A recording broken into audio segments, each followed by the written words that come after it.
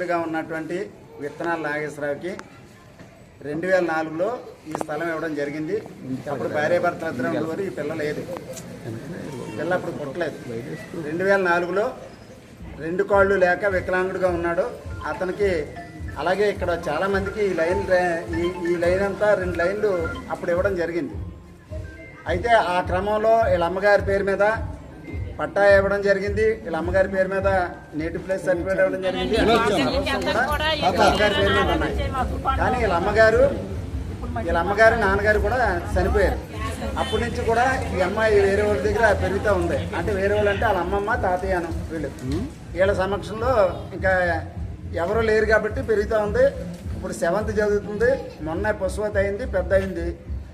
ఈ ఇంటికి సంబంధించి వాళ్ళ నానమ్మ ఉంటుంది కాబట్టి వాళ్ళ నానమ్మ హ్యాండ్ఓవర్లో చూసుకుంటూ ఉండేది.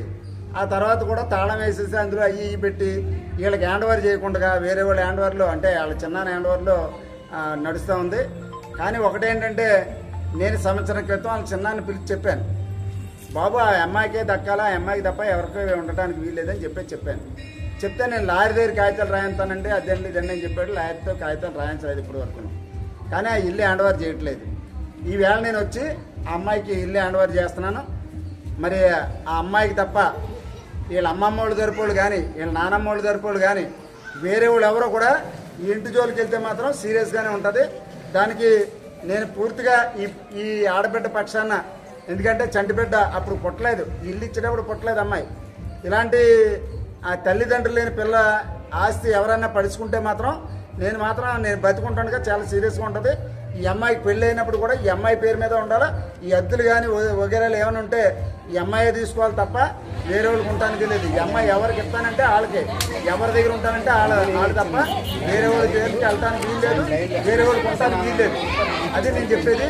మరి ఆ విధంగానే ఉంటుంది. ఒకవేళ నాది అని కానీ ముందుకు వచ్చి ఈ అమ్మాయిని కానీ వెళ్ళగొట్టేటటువంటి కార్యక్రమం కానీ చేస్తే మాత్రం తాట తీస్తాను ఎవడైనా.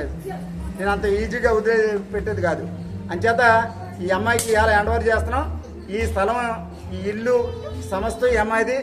మరి వీళ్ళ అమ్మమ్మకి వీళ్ళ తాతయ్యకి ఏమైనా ఉంటే ఈ అమ్మాయికి పెట్టవచ్చు. కానీ వీళ్ళు కూడా ఇది హ్యాండ్ఓవర్ చేసుకోవడానికి వీల్లేదు. అందుకే నేను మీడియా సమక్షంలో నేను అందరికీ తెలియజేసి వీళ్ళు కానీ వాళ్ళు కానీ ఎవ్వరికి ఉండటానికి వీల్లేదు, ఆ అమ్మాయి ఒక్కదానికి మాత్రం ఉండాలని చెప్పేసి తెలియజేస్తున్నాను. రేపు పెళ్ళి అయినా సరే ఆ అమ్మాయికి సంబంధంగా తన భర్తకి తనకు తప్ప వేరే వాళ్ళకి ఉండటానికి వీల్లేదు. ఎవరైనా వస్తే మాత్రం నేను వాళ్ళ మీద యాక్షన్ తీసుకోవాల్సినటువంటి అవసరం ఉంటుంది. గవర్నమెంట్ కూడా నేను రిపోర్ట్ చేస్తాను. వాళ్ళు ఎవరు వచ్చినా సరే వాళ్ళ వెనకాలన్న ఆస్తులు ఏంటన్నది కెలుగుతాను నేను. అది మాత్రం గుర్తుపెట్టుకోండి. ఇలాంటి ఈ మీడియా సాక్ష్యం అంతా రేపంటూ ఆ మీడియా అన్నీ కూడా ఎలకేస్తాను, సీడీలు చేసి మరిస్తాను. రేపంటూ నేనున్నా లేకపోయినా నీదమ్మా ఆస్తి, నువ్వు ఎవరికి ఇవ్వడానికి లేదు. నువ్వు ఎవరికి ఇచ్చుకుంటే అదికి వాళ్ళతో కాగితాలు రాయించుకొని, లేదంటే నువ్వే ఉండు. అర్థమైందా?